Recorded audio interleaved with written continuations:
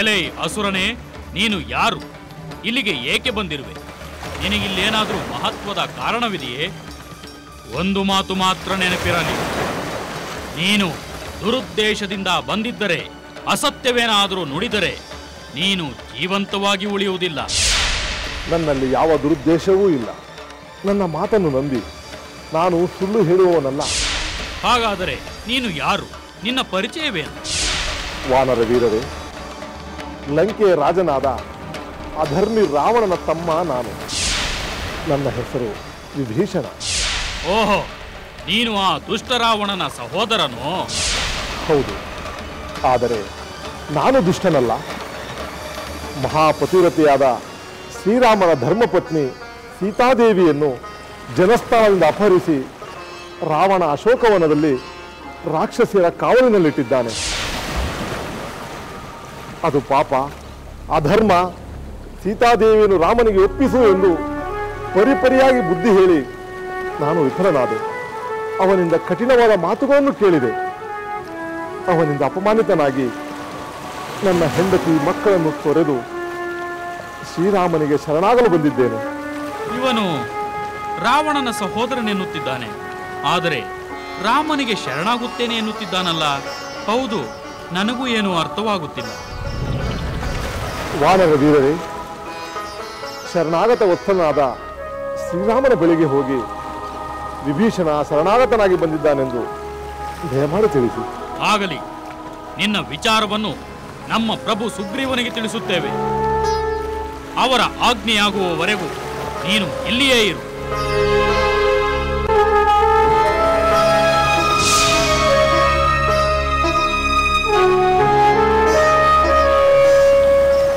ಪ್ರಭುವಿಗೆ ವಂದನೆಗಳು.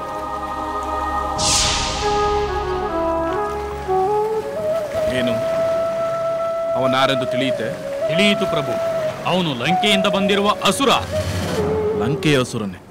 ಅವನ್ಯಾರಂತೆ? ಇಲ್ಲಿಗೇಕೆ ಬಂದಿರುವನಂತೆ? ಅವನು ರಾವಣನ ತಮ್ಮ ವಿಭೀಷಣನಂತೆ. ನಮ್ಮ ಪ್ರಭು ಶ್ರೀರಾಮಚಂದ್ರನಿಗೆ ಶರಣಾಗಲು ಬಂದಿದ್ದಾನೆ. ಏನು? ರಾವಣನ ಸೋದರ ರಾಮನಿಗೆ ಶರಣಾಗಲು ಬಂದಿರುವನೆ? ವಿಚಿತ್ರವಾಗಿದೆಯಲ್ಲ. ಇದನ್ನು ನಂಬುವುದಾದರೂ ಹೇಗೆ? ನಮಗೂ ನಂಬಿಕೆ ಬರುತ್ತಿಲ್ಲ ಪ್ರಭು. ನೀವು ಅಪ್ಪಣೆ ಕೊಟ್ಟರೆ ಅವರನ್ನು ಬಂಧಿಸಿ ತರುತ್ತೇವೆ. ಬೇಡ ಬೇಡ, ಆತುರ ಪಡುವುದು ಬೇಡ. ಈ ವಿಚಾರದಲ್ಲಿ ರಾಮನ ಸಲಹೆಯನ್ನು ಪಡೆಯುವುದು ಸೂಕ್ತ. ನಾವು ನಿಮಗೆ ವಿಷಯ ತಿಳಿಸಿ ನಿಮ್ಮ ಅಭಿಪ್ರಾಯವನ್ನು ತಿಳಿದು ಬರುವವರೆಗೂ ಅಲ್ಲಿಯೇ ಇರಬೇಕೆಂದು ಹೇಳಿ ಬಂದಿದ್ದೇವೆ ಪ್ರಭು. ಒಳ್ಳೆಯ ಕೆಲಸ ಮಾಡಿದೆ. ಈ ವಿಚಾರವಾಗಿ ನಾನು ಮೊದಲು ರಾಮನೊಂದಿಗೆ ಮಾತನಾಡುತ್ತೇನೆ, ಆ ನಂತರ ಆ ವಿಭೀಷಣನೊಂದಿಗೆ ಮಾತನಾಡುತ್ತೇನೆ. ಅಲ್ಲಿಯವರೆಗೆ ಅವನ ಬಗ್ಗೆ ಗಮನವಿರಲಿ. ಅವನನ್ನು ಕಟ್ಟೆಚ್ಚರದಿಂದ ಕಾಯುತ್ತೀರಿ. ಹಾಗೇ ಆಗಲಿ ಪ್ರಭು. ನಾವು ಅತ್ತಿತ್ತ ಅಲುಗಾಡದಂತೆ ಅವರನ್ನು ಕಾಯುತ್ತೇವೆ. ಅವರೇನಾದರೂ ಉದ್ದಟವಾಗಿ ವರ್ತಿಸಿದರೆ ಕೂಡಲೇ ಬಂಧಿಸುತ್ತೇವೆ ಪ್ರಭು. ಆದರೆ ಅವರನ್ನು ನೋಡಿದರೆ ಆ ರೀತಿ ವರ್ತಿಸುವಂತೆ ಕಾಣುತ್ತಿಲ್ಲ ಪ್ರಭು. ಅವನ ಮಾತಿನಲ್ಲಿ ಸತ್ಯವಿರಬೇಕೆಂದು ನಂಬಿಕೆ ಬರುತ್ತಿದೆ ಪ್ರಭು. ಅದನ್ನು ನಿರ್ಧರಿಸಬೇಕಾಗಿರುವುದು ರಾಮಚಂದ್ರ. ನಾನು ಈ ಕೂಡಲೇ ರಾಮ ಲಕ್ಷ್ಮಣರೊಡನೆ ಈ ವಿಷಯವಾಗಿ ಮಾತನಾಡುತ್ತೇನೆ. ಅಲ್ಲಿಯವರೆಗೂ ನೀವು ಎಚ್ಚರಿಕೆಯಿಂದ ಇರಿ. ಹಾಗೇ ಆಗಲಿ ಪ್ರಭು.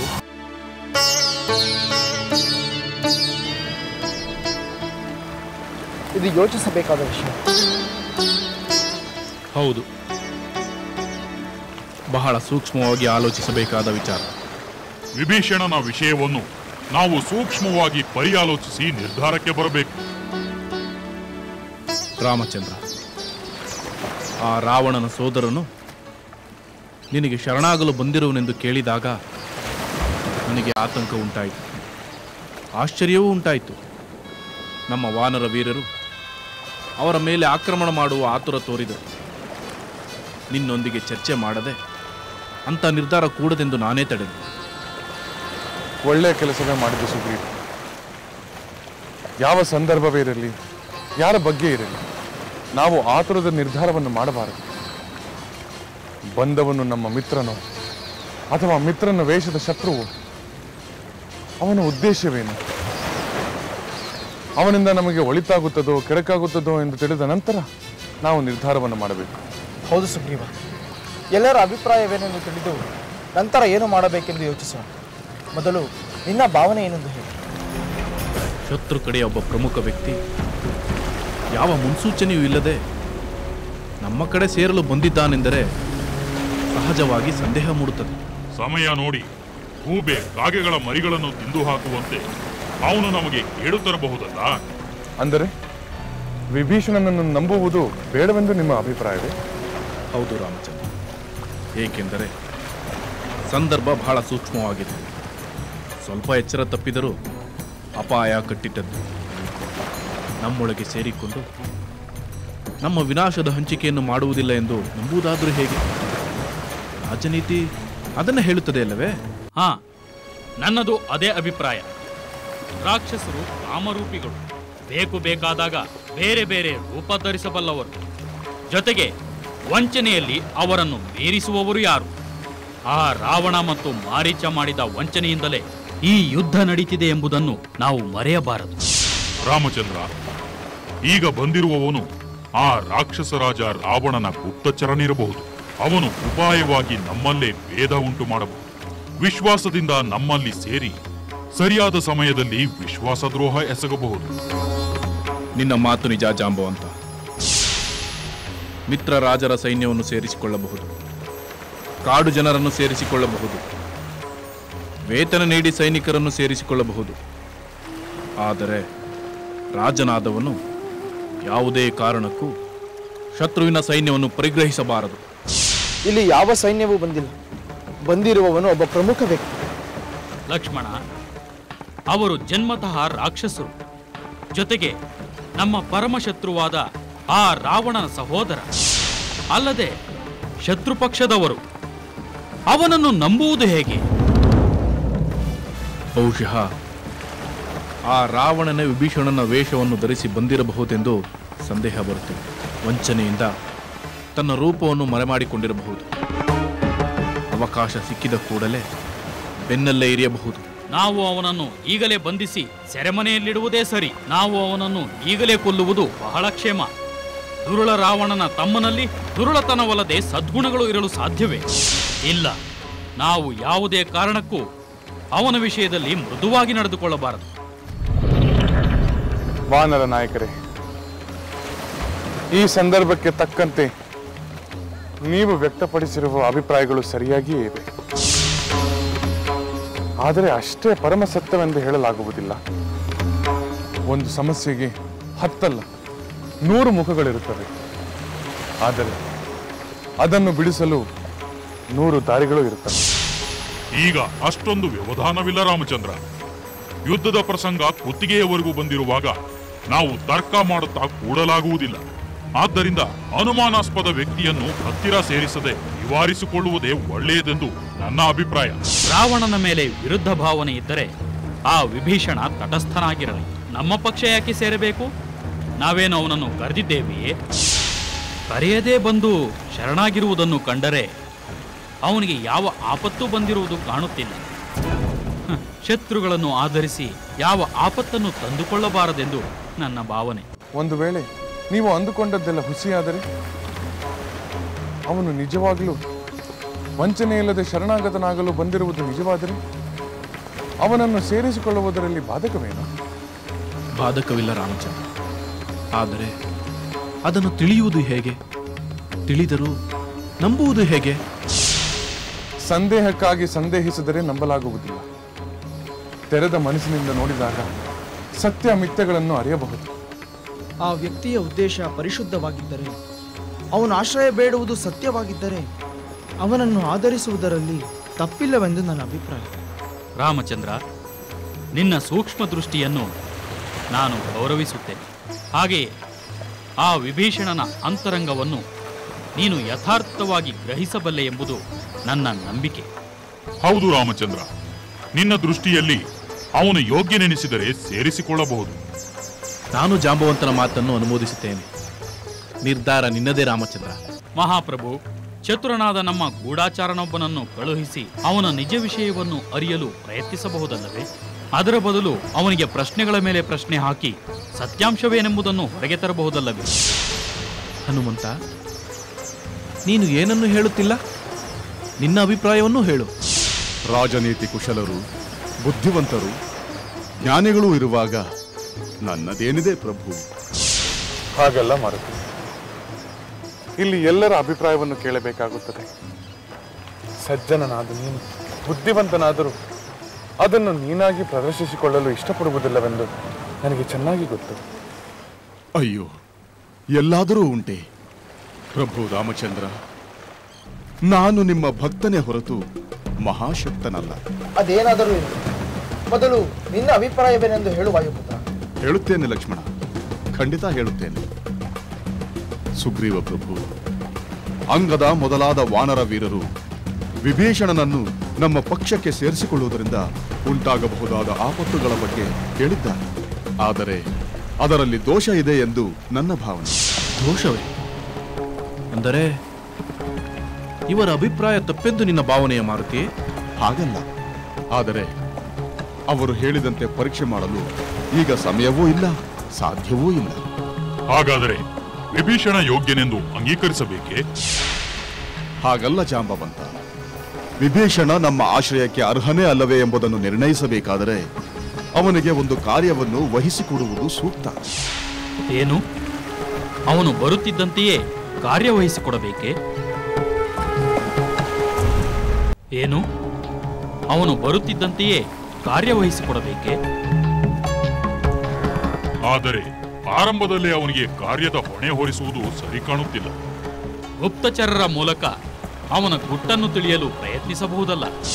ಅಂಗದ ಕುಮಾರ, ಗೂಢಚರ್ಯೆ ನಮಗಿಂತ ದೂರದಲ್ಲಿರುವವರ ಮೇಲೆ ಮತ್ತು ನಮಗೆ ವಿವರ ತಿಳಿಯದ ವ್ಯಕ್ತಿಯ ಮೇಲೆ. ಆದರೆ ವಿಭೀಷಣ ನಮ್ಮೆದುರಿಗೇ ಇದ್ದಾನೆ. ತಾನು ಯಾರು, ಏಕೆ ಬಂದಿದ್ದೇನೆಂದು ಅವನೇ ಹೇಳುತ್ತಿದ್ದಾನೆ. ಗುಪ್ತಚರರು ಇನ್ನೇನು ಮಾಡಬಲ್ಲರು? ಹನುಮಂತ, ನಿನ್ನ ಮಾತನ್ನು ಕೇಳುತ್ತಿದ್ದರೆ ವಿಭೀಷಣನನ್ನು ಹಿಂದೆ ಮುಂದೆ ನೋಡದೆ ಸ್ವೀಕರಿಸಬೇಕೆಂದು ಹೇಳುತ್ತಿರುವಂತಿದೆ. ಜಾಂಬವಂತ, ವಿಭೀಷಣನ ಮೇಲೆ ಇಷ್ಟೆಲ್ಲ ಸಂದೇಹ ಉಂಟಾಗಲು ಕಾರಣ ಈ ಸ್ಥಳ ಮತ್ತು ಸಮಯ. ಆದರೆ ಈ ಸಮಯ ಮತ್ತು ಸ್ಥಳವೇ ಅವನನ್ನು ನಾವು ಅಂಗೀಕರಿಸಲು ಪ್ರಶಸ್ತವಾಗಿದೆ ಎಂದು ನನ್ನ ಅಭಿಪ್ರಾಯ. ಮಾರುತಿ, ಅದನ್ನು ಸ್ವಲ್ಪ ವಿವರವಾಗಿ ಹೇಳು. ರಾಮಚಂದ್ರ ಪ್ರಭು, ರಾಕ್ಷಸ ರಾವಣನ ಸೋದರ ದುಷ್ಟನೆಂದು ನಾವು ಮೊದಲೇ ನಿರ್ಧಾರ ಮಾಡುವುದು ಸರಿಯಲ್ಲ. ತಮ್ಮನಾದ ವಿಭೀಷಣ ದುಷ್ಟನಾದ ಸೋದರನನ್ನು ತೊರೆದು ಸತ್ಪುರುಷನ ಸ್ನೇಹವನ್ನು ಬಯಸಿ ಬಂದಿರುತ್ತಾನೆ. ಧರ್ಮಪ್ರಿಯನಾದ ಧರ್ಮಾತ್ಮನಾದ ನಿನ್ನ ನೆರಳಿನಲ್ಲಿರಲು ಬಯಸುವುದು ಸಹಜವಲ್ಲವೇ ಪ್ರಭು? ವಿಭೀಷಣನ ಬಗ್ಗೆ ನನಗೆ ತಿಳಿದಿದೆ. ಅವನು ಧರ್ಮಾತ್ಮ, ಧರ್ಮಪರಾಯಣ ಅಂತ ಸದ್ಗುಣವಂತ ಆ ದುರುಳ ರಾವಣನನ್ನು ತೊರೆದು ಬಂದಿರುವುದು ಆಶ್ಚರ್ಯವಲ್ಲ. ಹಾಗಾದರೆ ವಿಭೀಷಣನನ್ನು ಪ್ರಶ್ನೆ ಮಾಡದೇ ಅಂಗೀಕರಿಸಬೇಕೇ? ಹೌದು ಪ್ರಭು. ತಿಳಿದು ಅವನನ್ನು ಪ್ರಶ್ನೆ ಮಾಡಿ ಬೇಸರ ಉಂಟು ಮಾಡಬಾರದು. ಅಂಥ ಮಿತ್ರಲಾಭ ನಮ್ಮ ಭಾಗ್ಯ. ಅವನು ನಮಗೆ ಉಪಯುಕ್ತನಾಗುತ್ತಾನೆ. ಹನುಮಂತ, ನಿನ್ನ ಮಾತು ನನಗೆ ಸೂಕ್ತವಾಗಿ ಕಾಣುತ್ತದೆ. ಹೌದು ಲಕ್ಷ್ಮಣ ಕುಮಾರ. ಬುದ್ಧಿವಂತನಾದವನು ಇನ್ನೊಬ್ಬರ ಅಂತರಂಗವನ್ನು ಸೂಕ್ಷ್ಮವಾಗಿ ತಿಳಿಯಬಹುದು.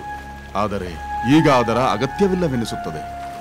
ಏಕೆಂದರೆ ನಾನು ಸೀತಾಮಾತೆಯನ್ನು ಹುಡುಕಲು ಲಂಕೆಗೆ ಹೋದಾಗ ಆ ಮಹಾತ್ಮನನ್ನು ಭೇಟಿ ಮಾಡಿದ್ದೆ. ನಾನು ಲಂಕಾನಗರದಲ್ಲಿ ಸೀತಾಮಾತೆಯನ್ನು ಹುಡುಕುತ್ತಾ ಹೋಗುತ್ತಿದ್ದೆ. ಆಗ ಬೆಳಗಿನ ಜಾವ. ಇನ್ನು ಪೂರ್ಣ ಬೆಳಗಾಗಿರಲಿಲ್ಲ.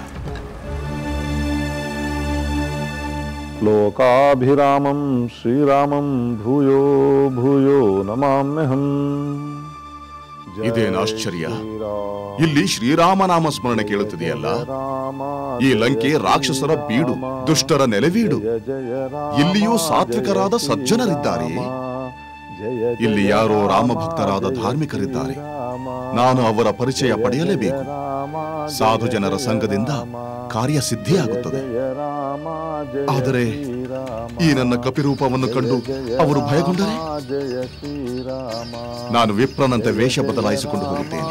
ಅದೇ ಸರಿಯಾದದು.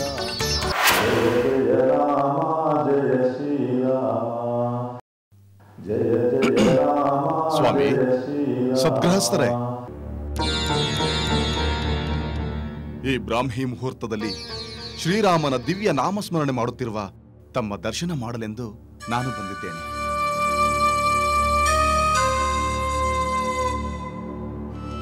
ತಾವು ಯಾರೋ ಮಹತ್ವವೆನಿಸುತ್ತಿದೆ. ದಯಮಾಡಿ ನಿಮ್ಮ ಪರಿಚಯವನ್ನು ತಿಳಿಸಿ.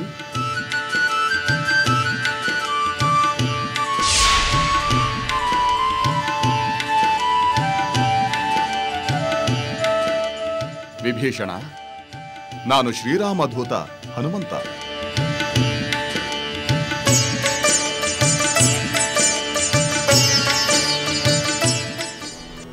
ರಾಮಚಂದ್ರ, ಈಗ ನೀನೇ ನಿರ್ಧಾರ ಮಾಡಬೇಕು.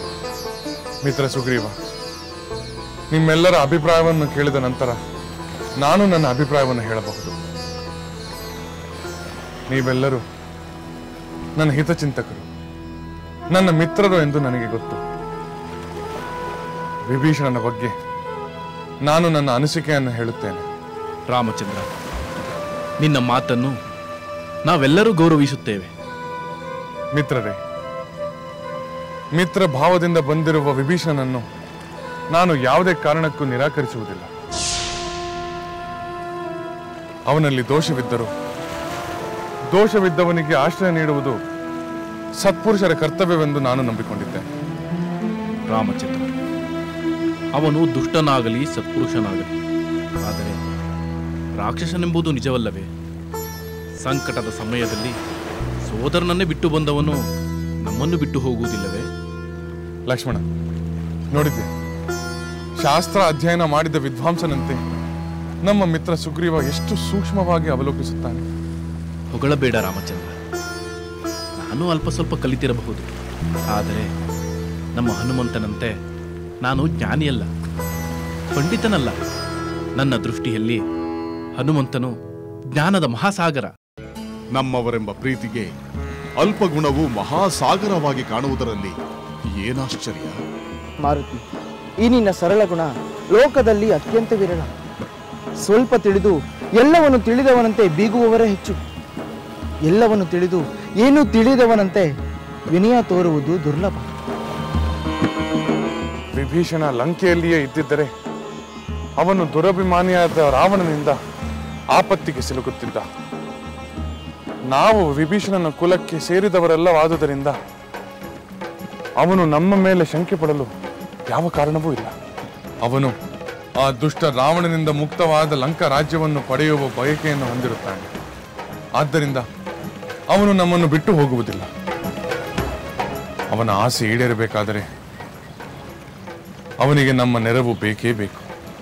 ಅಲ್ಲದೆ ಅವನು ಗುಣವಂತ, ಧರ್ಮಾತ್ಮ. ಅವನಿಗೆ ಆಶ್ರಯ ಕೊಡುವುದು ನಮ್ಮ ಕರ್ತವ್ಯ.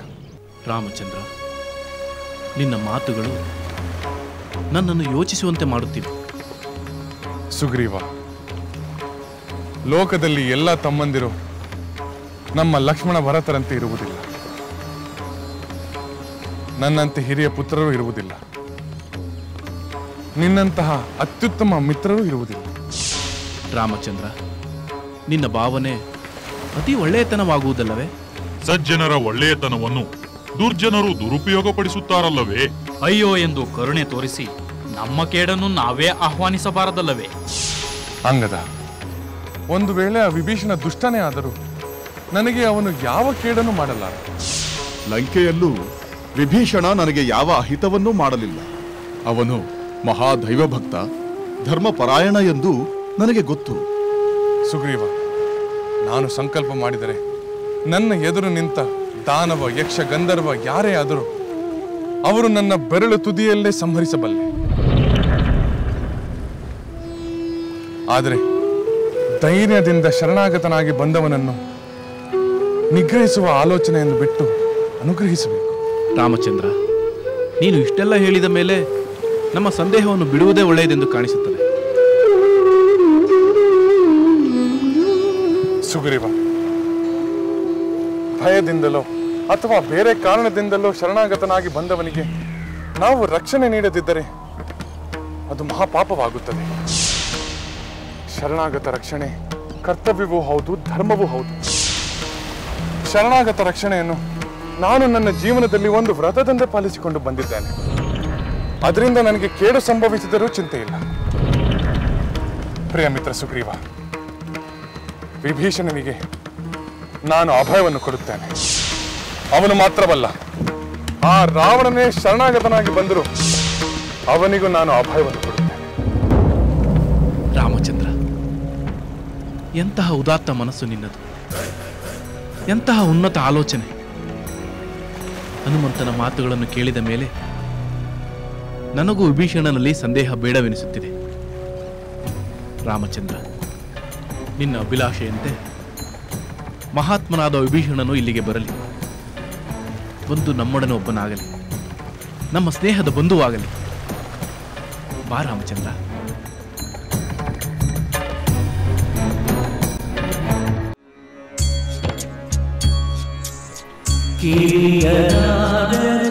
ಹಿರಿಯನಂತೆ ಸದ್ಬುದ್ಧಿ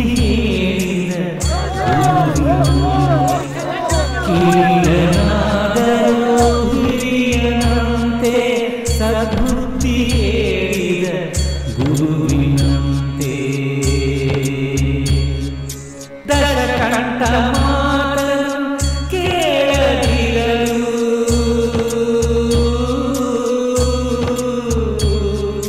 ದಶಕಂಠ ಮಾತನು ಕೇಳದಿರಲು ನಡೆದ ಅಂಜನು ರಾಮನಿಗೆ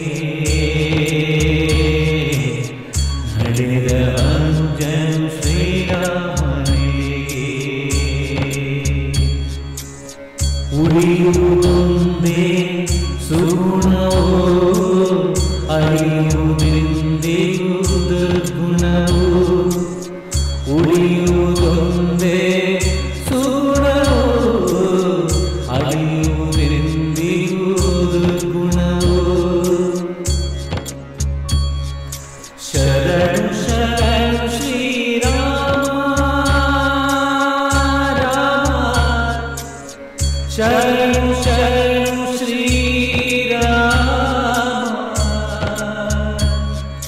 ಶರಣು ಶರಣು ಶ್ರೀರಾಮ ಹಿಂದಲಿ ಶರಣು ಬಂದಿಹ ವಿಭೀಷಣ ಶರಣು ಶರಣು ಶ್ರೀರಾಮ ಹಿಂದಲಿ ಶರಣು ಬಂದಿಹ ವಿಭೀಷಣ ರಾವಣ ಅನುಜನಾದರು ಸಜ್ಜನ ನೀತಿಗೆ ಸೋತು ಸೇರಿದ ರಾಮನ ರಾವಣ ಅನುಜನಾದರು ಸಜ್ಜನ ನೀತಿಗೆ ಸೋತು ಸೇರಿದ ರಾಮನ ಮಾಡಿದ ರಾಮನ ಪಾವನ ದರ್ಶನ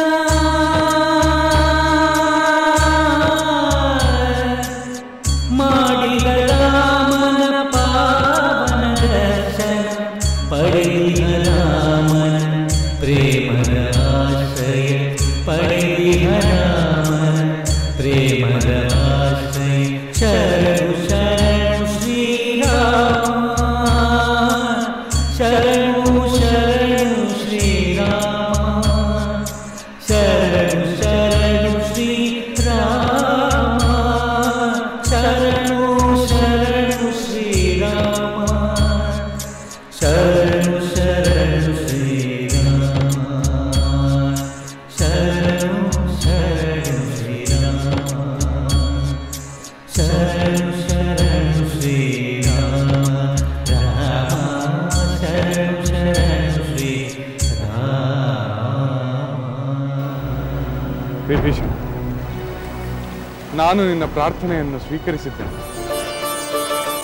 ಶರಣಾಗತರಾಗಿ ಯಾರೇ ಬಂದರೂ ನನ್ನಿಂದ ನನ್ನ ಕಡೆಯವರಿಂದ ಯಾವ ಅಪಕಾರವೂ ಉಂಟಾಗುವುದಿಲ್ಲ. ವಾನರ ರಾಜ ಸುಗ್ರೀವ, ಮಹಾಪರಾಕ್ರಮಿ ಹನುಮಂತ, ಭಲ್ಲೂಕ ರಾಜ ಜಾಂಬವಂತ, ಕುಮಾರ ಅಂಗದ, ನನ್ನ ಸೋದರ ಲಕ್ಷ್ಮಣ, ನಾವೆಲ್ಲರೂ ಸಮಾಲೋಚಿಸಿ ನಿನ್ನ ಕೋರಿಕೆಯನ್ನು ಮನ್ನಿಸುವ ನಿರ್ಧಾರವನ್ನು ಮಾಡಿದ್ದೇವೆ. ಆದರೆ ಇವರೆಲ್ಲರೂ ಸಂತುಷ್ಟರಾಗಬೇಕಾದರೆ ನೀನು ಯಾರು? ಇಲ್ಲಿಗೆ ಬಂದ ಕಾರಣವೇನು? ನೀನು ಶರಣಾಗುವ ಉದ್ದೇಶವೇನೆಂದು ಎಲ್ಲರಿಗೂ ಪ್ರಾಮಾಣಿಕವಾಗಿ ಮನವರಿಕೆ ಮಾಡಿಕೊಡು. ದುರುದ್ದೇಶದಿಂದ ಬಂದು ಶರಣಾಗತಿಯ ಕಪಟ ನಾಟಕವಾಡಿದರೆ ಅದು ನಮಗೆ ಬಹುಬೇಗನೆ ತಿಳಿಯುತ್ತದೆ. ದ್ರೋಹದ ಪರಿಣಾಮವೇನೆಂದು ನಾನು ನಿನಗೆ ಹೇಳಬೇಕಾಗಿಲ್ಲ. ತಿಳಿದಿದೆ ವಾನರೇಂದ್ರ. ಶ್ರೀರಾಮಚಂದ್ರನ ಸ್ನೇಹಕ್ಕೆ ಪಾತ್ರರಾದ ವಾನರರಿಗೆ ಯಾವುದೂ ಅಸಾಧ್ಯವಲ್ಲವೆಂದು ನನಗೆ ಗೊತ್ತು. ನಾನು ಯಾವ ಕಪಟವೂ ಇಲ್ಲದೆ ಸ್ವಇಚ್ಛೆಯಿಂದ ಶ್ರೀರಾಮನ ಪಕ್ಷ ಸೇರಲು ಆಗಮಿಸಿದ್ದೇನೆ. ಇದರಲ್ಲಿ ಯಾವ ಸಂದೇಹವೂ ಇಲ್ಲ. ಹಾಗಾದರೆ ನಿನ್ನ ಪರಿಚಯವನ್ನು ಹೇಳು ರಾಕ್ಷಸ ವೀರ. ಪುರುಷೋತ್ತಮ ರಾಮಚಂದ್ರ, ನಾನು ವಿಭೀಷಣ, ರಾವಣನ ಸಹೋದರ. ಕುಂಭಕರ್ಣನೆಂಬ ಇನ್ನೊಬ್ಬ ಸಹೋದರನೂ ನನಗಿದ್ದಾನೆ. ನೀನು ರಾವಣನನ್ನು ತೊರೆಯಲು ಕಾರಣ? ಅವನು ಧರ್ಮ ವಿರೋಧಿ ಎಂಬುದು. ಪರಸ್ತ್ರೀ ವ್ಯಾಮೋಹದ ಬಗ್ಗೆ ನನ್ನ ತೀವ್ರವಾದ ವಿರೋಧವನ್ನು ಅವನು ಲೆಕ್ಕಿಸಲಿಲ್ಲ. ಈಗಲ್ಲ, ಹಿಂದಿನಿಂದಲೂ ಹಲವು ಸುಂದರಿಯರ ದುಃಖವನ್ನು ಕಂಡು ಮರುಗಿದ್ದೇನೆ.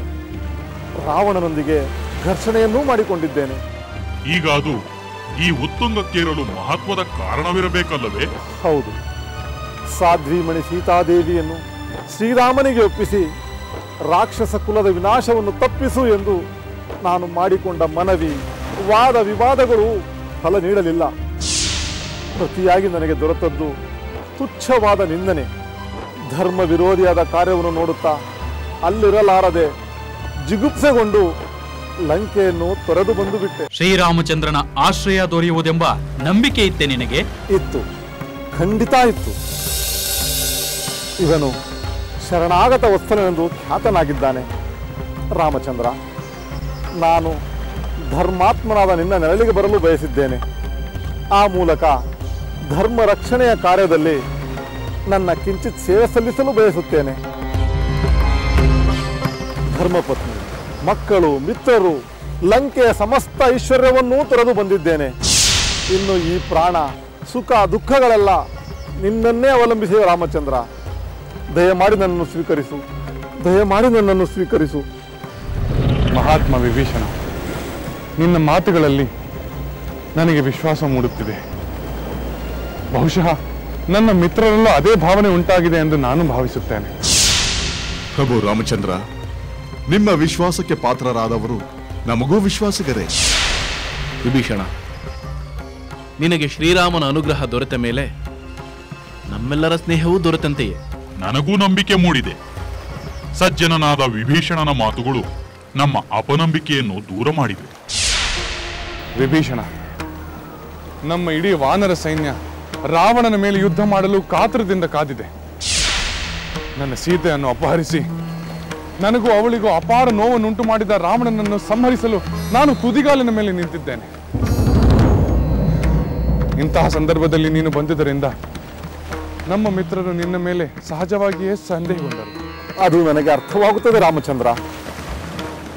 ಸೋದರನ ಮೇಲಿನ ಪ್ರೇಮಕ್ಕಿಂತ ಸತ್ಯ ಧರ್ಮಗಳ ನಿಷ್ಠೆಯೇ ಶ್ರೇಯಸ್ಕರವೆಂದು ನಂಬಿ ನೀನು ನಮ್ಮ ಕಡೆಗೆ ಬಂದಿರುವೆ.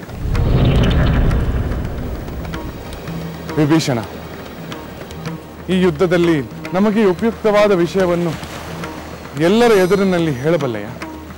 ಆಗ ನಿನ್ನ ಮೇಲಿನ ನನ್ನ ಮಿತ್ರರ ವಿಶ್ವಾಸ ದೃಢವಾಗುತ್ತದೆ. ಖಂಡಿತ ಹೇಳುತ್ತೇನೆ ರಾಮಚಂದ್ರ. ಧರ್ಮಕ್ಕಾಗಿ ಸಹೋದರನ್ನೇ ತೊರೆದ ನಾನು ಆ ಧರ್ಮಕ್ಕಾಗಿ ರಾವಣನ ಪರಾಜಯಕ್ಕೆ ನೆರವು ನೀಡುತ್ತೇನೆ. ಹಾಗಾದರೆ ರಾವಣನ ಬಳಿ ಇರುವ ಪ್ರಮುಖ ರಾಕ್ಷಸರ ಬಲಾಬಲಗಳನ್ನು ಹೇಳು.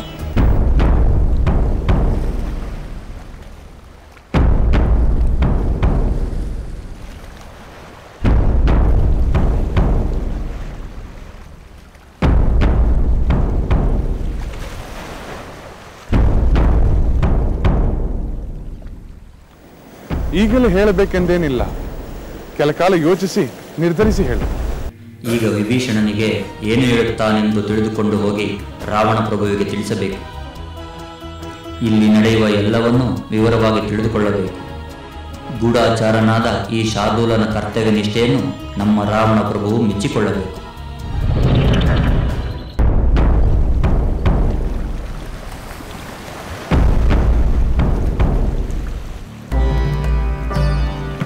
ವಿಭೀಷಣ, ನಾನು ಕೇಳಿದ ವಿಚಾರದ ಬಗ್ಗೆ ನೀನು ಯೋಚಿಸಿದೆಯಾ? ನಿನ್ನ ನಿರ್ಧಾರವೇನು? ಇದರಲ್ಲಿ ಯೋಚಿಸುವುದೇನಿದೆ ರಾಮಚಂದ್ರ? ನಾನು ನಿನಗೆ ಶರಣಾಗತನಾದ ಮೇಲೆ ನಿನ್ನ ಶತ್ರು ನನ್ನ ಶತ್ರು, ನಿನ್ನ ಮಿತ್ರ ನನ್ನ ಮಿತ್ರ. ಶತ್ರುವನ್ನು ಪರಾಜಯಗೊಳಿಸುವುದೇ ಪ್ರತಿಯೊಬ್ಬ ವೀರನ ಕರ್ತವ್ಯ. ಆ ಕರ್ತವ್ಯವನ್ನು ಪಾಲಿಸುವ ಮೊದಲು ಶತ್ರುವಿನ ಬಲಾಬಲಗಳನ್ನು ತಿಳಿದುಕೊಳ್ಳುವುದು ಸಹಜವಾದ ಯುದ್ಧತಂತ್ರವಾಗಿದೆ. ಹಾಗಾದರೆ ರಾವಣನ ಸೇನೆ, ಸೇನಾ ನಾಯಕರು, ವೀರರ ಬಲಾಬಲಗಳನ್ನು ಕುರಿತು ಹೇಳುತ್ತೀಯಾ? ಖಂಡಿತ ಹೇಳುತ್ತೇನೆ ಪುರುಷೋತ್ತಮ. ಬ್ರಹ್ಮನ ವರಪ್ರಸಾದದಿಂದ ಆ ರಾವಣನನ್ನು ಮನುಷ್ಯರು ವಾನರರ ಹೊರತಾಗಿ ಬೇರೆ ಯಾರಿಂದಲೂ ದೇವ ದಾನವ ಗಂಧರ್ವರಿಂದಲೂ ವಧಿಸಲಾಗುವುದಿಲ್ಲ. ಅಯ್ಯೋ, ಇದು ಎಂತಹ ಅನ್ಯಾಯ! ವಿಭೀಷಣ ತನ್ನ ಸೋದರನಿಗೆ ದ್ರೋಹ ಮಾಡುತ್ತಿರುವನಲ್ಲ. ಅವನ ಮರಣ ರಹಸ್ಯವನ್ನೇ ಬಯಲು ಮಾಡಿ ದೊಡ್ಡ ಅನ್ಯಾಯ ಮಾಡುತ್ತಿದ್ದಾನೆ. ರಾವಣನ ಸಹೋದರ ಕುಂಭಕರ್ಣ ಸದಾ ನಿದ್ರೆಯಲ್ಲೇ ಇರುವನೆಂದು ಕೇಳಿದ್ದೇನೆ. ಹೌದು ಯುವರಾಜ. ಅವನು ಬ್ರಹ್ಮನಿಂದ ವರವನ್ನು ಪಡೆಯುವಾಗ ಅಚಾತುರ್ಯದಿಂದ ನಿದ್ರೆಯ ವರವನ್ನು ಕೇಳಿಬಿಟ್ಟ. ಅವನದು 6 ತಿಂಗಳು ನಿದ್ರೆ, 6 ತಿಂಗಳು ಎಚ್ಚರ. ಅವನು ಮಹಾಪರಾಕ್ರಮಿ, ಬಲದಲ್ಲಿ ಇಂದ್ರನಿಗೆ ಸಮಾನನಾದವನು. ರಾವಣನ ಸೇನಾಧಿಪತಿ ಯಾರು? ಅವನ ಶಕ್ತಿ ಏನು? ರಾವಣನ ಸೇನಾಧಿಪತಿ ಪ್ರಹಸ್ತ, ಅವನೂ ವೀರನೇ. ಕೈಲಾಸದಲ್ಲಿ ನಡೆದ ಯುದ್ಧದಲ್ಲಿ ಕುಬೇರನ ಸೇನಾಧಿಪತಿ ಮಣಿಭದ್ರನನ್ನು ಸೋಲಿಸಿದ. ವಿಭೀಷಣ, ರಾವಣನ ಪುತ್ರ ಮೇಘನಾದ ಮಹಾಪರಾಕ್ರಮಿ ಎಂದು ಹೇಳುತ್ತಾರೆ. ಅದು ಸತ್ಯ ಲಕ್ಷ್ಮಣ. ಅವನು ಅಭೇದ್ಯವಾದ ಕವಚವನ್ನು ಧರಿಸಿ ಯುದ್ಧಕ್ಕೆ ನಿಂತನೆಂದರೆ ಅವನನ್ನು ಜಯಿಸುವುದು ಕಷ್ಟ. ಅಲ್ಲದೆ ಬೇಕೆಂದಾಗ ಅದೃಶ್ಯನಾಗಿ ಯುದ್ಧವನ್ನು ಮಾಡುವ ಸಾಮರ್ಥ್ಯವನ್ನು ಗಳಿಸಿದ್ದಾನೆ. ಯುದ್ಧಕ್ಕೆ ಮೊದಲು ಯಜ್ಞೇಶ್ವರನನ್ನು ಆಜ್ಞಾಹುತಿಯಿಂದ ತೃಪ್ತಿಗೊಳಿಸಿ ಶತ್ರುವನ್ನು ಕಾಡುವ ಮಾಯಾಯುದ್ಧ ನಿಪುಣ. ಇನ್ನು ಯಾರ್ಯಾರು ವೀರರು ರಾವಣನ ಕಡೆಗಿದ್ದಾರೆ? ಇನ್ನೂ ಹಲವರಿದ್ದಾರೆ ಜಾಂಬವಂತ. ಅಕಂಪನ, ಮಹೋದರ, ಮಹಾಪಾರ್ಶ್ವ ಇವರು ಇತರ ಪ್ರಮುಖ ಸೇನಾ ನಾಯಕರು. ಪರಾಕ್ರಮದಲ್ಲಿ ಇವರು ಕಡಿಮೆಯಾದವರಲ್ಲ. ಕಡಿಮೆಯಾಗಿರುವುದು ಪರಾಕ್ರಮವಲ್ಲ, ಧರ್ಮ, ಸತ್ಯ, ನೀತಿ. ಇಷ್ಟೇ ಅಲ್ಲ, ಲಂಕೆಯಲ್ಲಿ ರಕ್ತ ಪಿಪಾಸುಗಳಾದ ಕೋಟಿ ಕೋಟಿ ರಾಕ್ಷಸರಿದ್ದಾರೆ. ಬೇಕಾದ ವೇಷಗಳನ್ನು ಧರಿಸಬಲ್ಲ ಕಾಮರೂಪಿಗಳಿದ್ದಾರೆ. ಸಾಕು ಸಾಕು ವಿಭೀಷಣ, ನೀನು ನೀಡಿದ ವಿವರಗಳು ಖಂಡಿತ ನಮಗೆ ಉಪಯುಕ್ತವಾಗಿವೆ. ಈಗ ನನ್ನ ಅಂತಿಮ ನಿರ್ಧಾರವನ್ನು ತಿಳಿಯಲು ನೀನು ಸ್ವಲ್ಪ ಕಾಯಬೇಕು. ಧನ್ಯೋಸ್ಮಿ ರಾಮಚಂದ್ರ, ಧನ್ಯೋಸ್ಮಿ.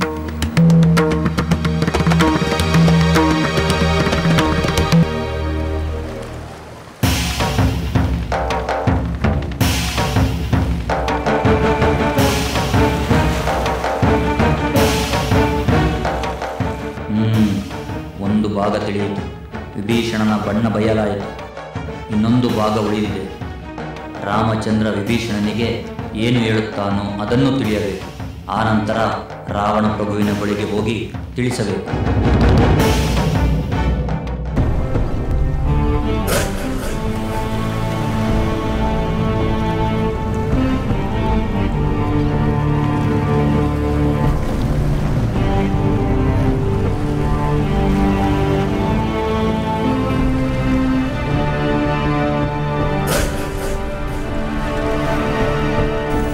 ರಾಮಚಂದ್ರ, ರಘುವಂಶ ಕುಲ ದೀಪಕ, ನಾನು ನಿನ್ನ ಅನುಗ್ರಹಕ್ಕಾಗಿ ಕಾದಿದ್ದೇನೆ. ವಿಭೀಷಣ, ನಿನ್ನ ವಿಚಾರವಾಗಿ ಲಕ್ಷ್ಮಣ, ಹನುಮಂತ, ಜಾಂಬುವಂತ, ಸುಗ್ರೀವ, ಅಂಗದ ಎಲ್ಲರೊಡನೆ ಚರ್ಚಿಸಿದ್ದೇನೆ. ನಾವೆಲ್ಲರೂ ಸೇರಿ ಒಂದು ನಿರ್ಧಾರಕ್ಕೆ ಬಂದಿದ್ದೇನೆ. ರಾಮಚಂದ್ರ, ನಿನ್ನ ನಿರ್ಧಾರವನ್ನು ಕೇಳಲು ನಾನು ಕಾತುರನಾಗಿದ್ದೇನೆ. ನೀನು ಕೇಳುವ ಬೇರೆ ಯಾವುದೇ ವಿಷಯಗಳಿಗೂ ಸೂಕ್ತ ಉತ್ತರ ನೀಡಲು ಸಿದ್ಧನಾಗಿದ್ದೇನೆ. ವಿಭೀಷಣ, ಈಗಾಗಲೇ ನೀನು ಸಂದೇಹಕ್ಕೆ ಅವಕಾಶವೇ ಇಲ್ಲದಂತೆ ನಮಗೆ ಅಗತ್ಯವಾದ ವಿವರಗಳನ್ನು ನೀಡಿರುವೆ. ವಾಸ್ತವವಾದ ರಾಕ್ಷಸ ವೀರರ ಶಕ್ತಿ ಸಾಮರ್ಥ್ಯವನ್ನು ತಿಳಿಸಿರುವೆ. ನಾನು ಒಂದು ಸತ್ಯವಾದ ಮಾತನ್ನು ಹೇಳ ಬಯಸುತ್ತೇನೆ ವಿಭೀಷಣ. ರಾಮಚಂದ್ರ, ನೀನು ಯಾವ ಮಾತನ್ನೇ ಆಡಿದರೂ ಅದು ಸತ್ಯವಾದ ಮಾತೇ ಆಗಿರುತ್ತದೆ. ಹೇಳು ರಾಮಚಂದ್ರ, ಹೇಳು.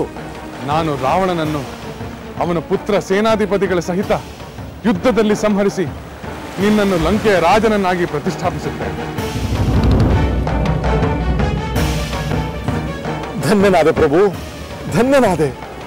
ವಿಭೀಷಣ, ಆ ದುರುಳ ರಾವಣ ರಸಾತಲಕ್ಕಾದ್ರೂ ಹೋಗಲಿ, ಪಾತಾಳಕ್ಕಾದ್ರೂ ಹೋಗಲಿ, ಅವನು ಬ್ರಹ್ಮನ ಬಳಿಗಾದ್ರೂ ಹೋಗಲಿ, ನಾನು ಅವನನ್ನು ಜೀವ ಸಹಿತ ಉಳಿಸಲಾರೆ.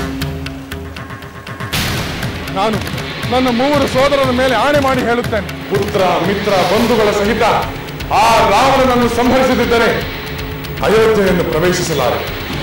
ಇದು ಸತ್ಯ. ಜೈ ಜೈ ರಾಮಚಂದ್ರ, ಜೈ ಜೈ ರಾಮಚಂದ್ರ, ಜೈ ಜೈ ರಾಮಚಂದ್ರ, ಜೈ ಜೈ ರಾಮಚಂದ್ರ, ಜೈ ಜೈ ರಾಮಚಂದ್ರ, ಜೈ ಜೈ ರಾಮಚಂದ್ರ. ರಾಮಚಂದ್ರ ಜೈ ಜೈ ರಾಮಚಂದ್ರ ಜೈ ಜೈ ರಾಮಚಂದ್ರ ಜೈ ಜೈ ರಾಮಚಂದ್ರ ಜೈ ಜೈ ರಾಮಚಂದ್ರ ಜೈ ಜೈ ರಾಮಚಂದ್ರ